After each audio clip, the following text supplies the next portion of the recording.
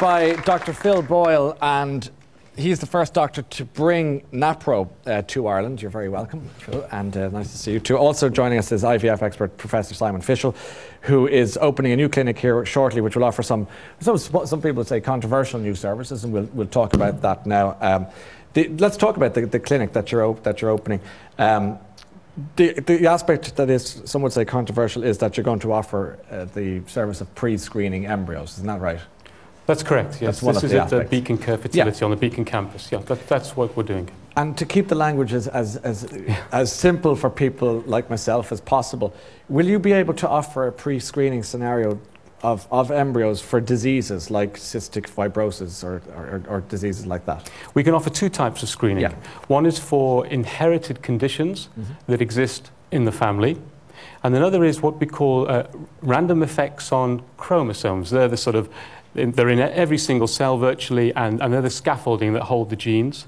Yeah. And they randomly cause problems which actually can cause failures to get pregnant, or they can cause miscarriage.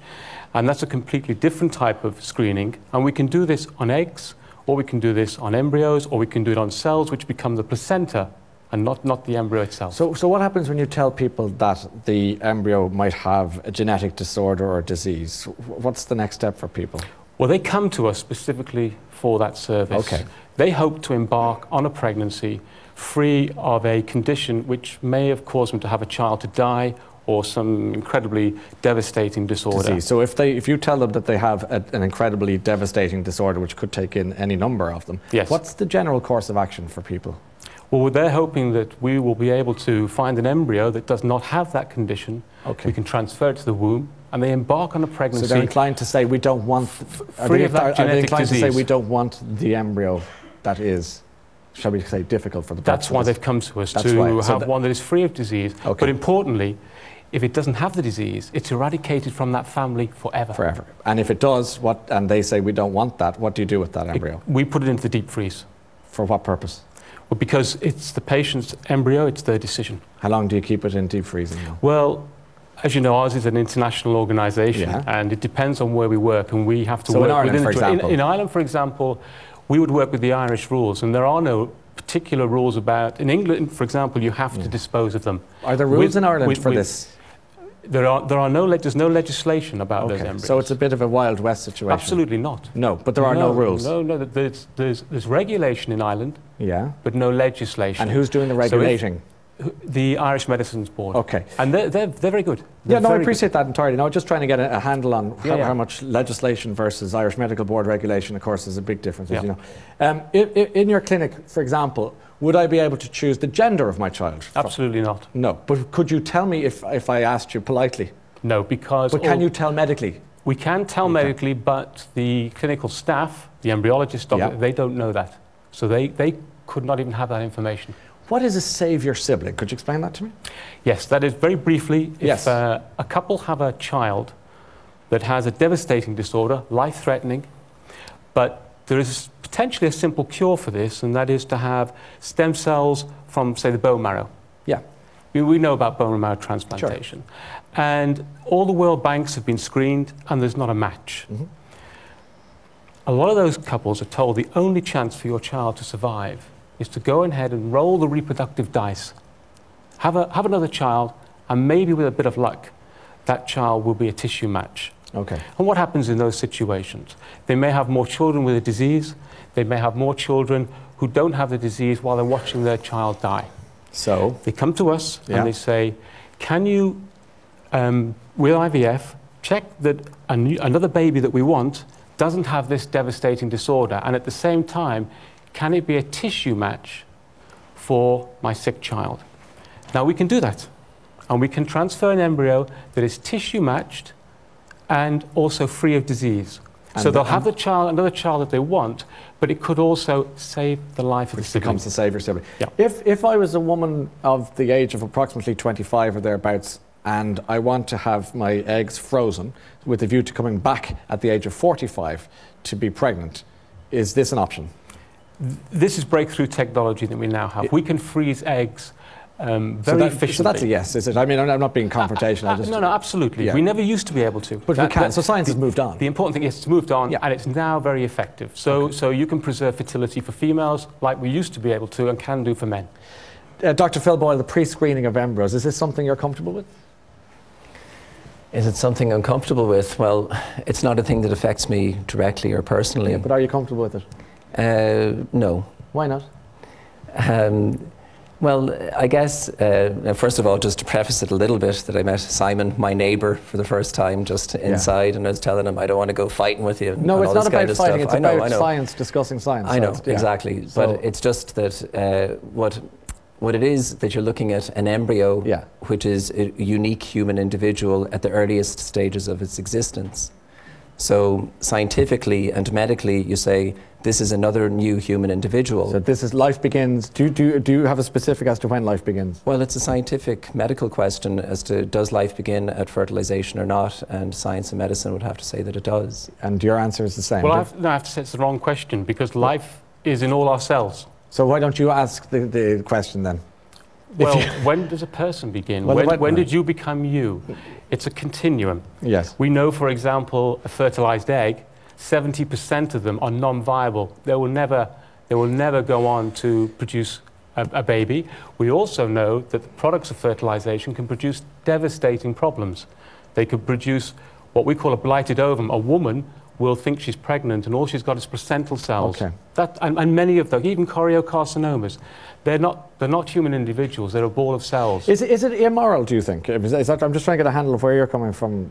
Do you think it's immoral, the pre-screening? Well, I think it helps if you look at the science and the facts first, and you say, okay, we all have living cells, that's true, but then we have gametes, and gametes have half of the man and half of the woman, and they come together, and there's a new human life. So when that new human life is there, there's a new individual organism that is going to continue to grow and exist and survive. Can you give me a yes or no on is it immoral? Is it immoral? I would pose the question. Can you give me a yes or no? A yes or no answer? Yeah. I would say for me it would be immoral to destroy a life after conception. You only treat married couples. Why is that? Well, because I've signed up to the American Academy of Fertility Care Professionals, and that's the code of ethics that we have to abide by. And what's the every thinking behind fertility that? clinic has a code of ethics that says, well, here are the criteria whereby we'll decide you could accept people or not. And it's interesting because we looked at the Harry data, the IVF unit in Dublin, and one of the first things it says, we would like couples to be married, or this, or this, or this, and it gives other criteria. So every clinic applies some kind of discrimination. Is it a prejudice? Do you think it prejudices against non-married couples or it could be perceived people, that way, and sometimes it is. But I thought it was interesting. The first couple that was on, they said we were together about 20 years, and about eight years ago we got married. We said, look, we're thinking of having kids. Let's get married and have kids. So it's a little bit of a red herring because most couples in Ireland currently decide to get married and then have kids. The vast majority. Many. And I noticed you're wearing a little badge in your lapel this evening. What is that? They're little baby's feet, unborn child at 10 weeks. Thank you. Okay, very good. Anyone in the audience want to comment on what we're hearing tonight? Lady in the front of the audience, what's going through your mind as you're listening? I'd have to say I just profoundly disagree with Dr. Fischel's the screening of the embryos. The whole point of the process is basically to destroy that unborn life if it's found to have a disability. And it's just quite disturbing that people with disabilities are being discriminated like this, and that is becoming acceptable in society. 9 years ago we held the Special Olympics here in Ireland, and we were celebrating the achievements of people with disabilities, whereas now this very disturbing ideology is kind of creeping in, whereby we are allowed to discriminate against them and actually weed them out of society. And it's the start of a slippery slope. We see many countries in Asia where they are now using sex selection for embryos, whereby a lot of them don't want women. And Dr. Fischel was very emphatic with yourself there, saying that no, he would not allow sex selection. But why is it acceptable to discriminate against somebody based on their ability but not on their gender? The slippery slope. This is the argument you're going to meet quite a lot. Do you want to comment on that? Well, I think you would know that this is not against people who have disabilities at all. This is about the freedom. No, this is about the freedom of choice for individual families. But it is. You're deliberately targeting people with disabilities, and you're destroying them. So we're trying to help couples who have gone through enormous pain and suffering. And this is about helping them in their personal family choice. Okay, we could go. Is there anyone else who wants to comment on what you're hearing tonight? No one else? Do you want to? Oh, sorry, excuse me, you're right beside me. Excuse me, I couldn't see you. Yeah, I'd just like to say that what Dr. Fischel is proposing, he's kind of suggesting that the genetic screening of embryos is, you know, for disabilities that are inherited through families, and that is somewhat like a cure. But it's not. What he's doing is he's not eliminating the disease. He's eliminating the people who would suffer from the disease, which is what the embryo is. We all started at some point. We were all embryos at one stage, and you know, the embryo is the very beginning in a continuum of life, as somebody mentioned there. Okay, and that is again a debate that it will keep the philosophers in business for years to come, and others beside. Dr. Deirdre Madden, you're with the law department, is that right, in UCC? We've heard about regulation and the Irish Medical Board, but we're not hearing too much about legislation. Why is that? Well, I suppose there's two aspects to this, Ryan. The first aspect is the safety and quality aspect of the treatment, to make sure that when couples go to a clinic that they receive safe care, that they're appropriately qualified clinicians in appropriate facilities and so on. And there is regulation around that by the Irish Medicines Board and to some extent by the Medical Council, which regulates doctors in this country. The public policy aspects, such as whether embryo pre-screening should be allowed, what happens to embryos if a couple divorce, should a child be able to access the identity of the sperm donor? Any of that? There's no legislation on Why that. is that?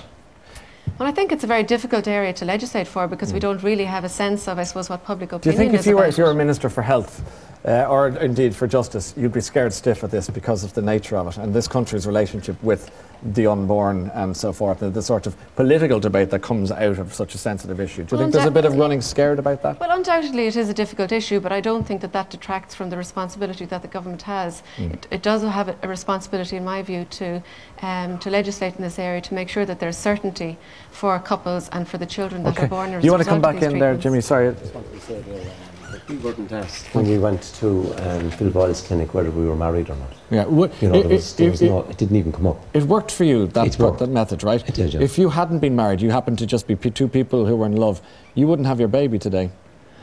Arguably, because the gentleman won't let you. But he wouldn't. He didn't ask us. Yeah. His colleague didn't ask us. They were so enthusiastic to help us. It just didn't. It didn't enter. You know, there was no conversation. There was no such thing as bringing your. Well, he marriage wouldn't be very certificate. happy if you found out you weren't married, would he? I don't know whether. According to the rules, you're not you're meant to be. Well, I don't know. Well, rules, sometimes you plead innocent. I didn't know. Yeah, yeah. So he could have got away in you there. you were lucky. I'm sure it happens. I'm sure it happens on occasion. I'm sure you wouldn't object to it too much either. Okay, we have to leave it there, ladies and gentlemen. Thanks indeed to our medical experts this evening and to the